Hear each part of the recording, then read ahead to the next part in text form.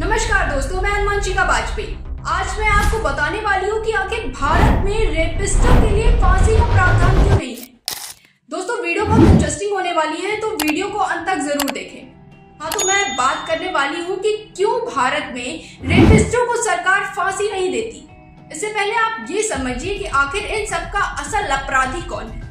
देखिए, छोटी उम्र की जो बच्चियां होती हैं या नाबालिग या जो बालिग लड़कियां होती हैं, उनके साथ होने वाले यौन अपराधों में ज्यादातर उनके घर के लोग या जान पहचान के लोग ही शामिल होते हैं।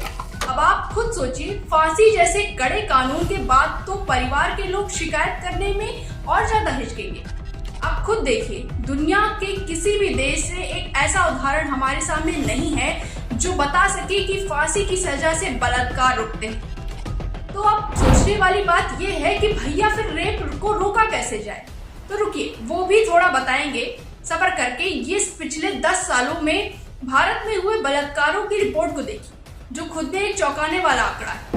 पिछले 10 साल में भारत में बलात्कार के 2,78,000 से अधिक रेप के मामले दर्ज हुए, जिसमें 2007 से लेकर 2016 तक दोष साबित होने की दर 30% तक भी नहीं पहुंच पाई है। अब ये देखिए, 2012 के निर्भया बलात्कार कांड के बाद तो बलात्कार की घटनाएं कम होने की जगह बढ़ गई हैं।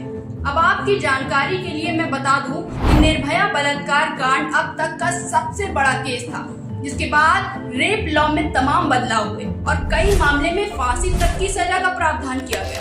लेकिन उसके कुछ सालों बाद कठुआ रेप और मर्डर केस के सामने आने के बाद फिर कानून में बदलाव का प्रावधान हो गया कि 12 साल से कम उम्र की बच्ची के साथ रेप में फांसी तक की सजा हो सकती है।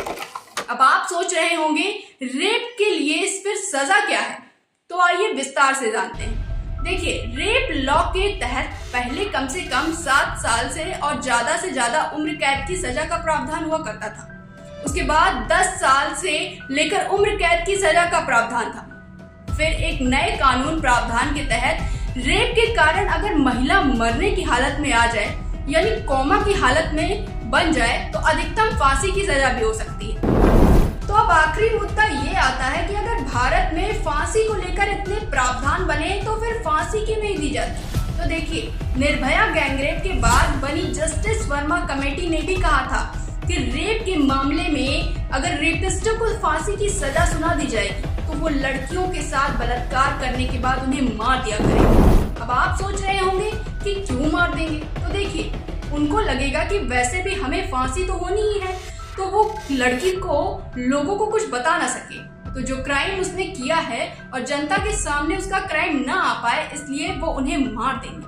और इसलिए जस्टिस वर्मा कमेटी ने रेपिस्टों को मौत की सजा देने वाली मांग को रिजेक्ट कर दिया था। अब आपको क्या लगता है कि क्या जस्टिस वर्मा कमेटी ने सही किया था? और अगर यही सही तरीका है तो फिर कैसे थमेगा रेप का सिलसिला?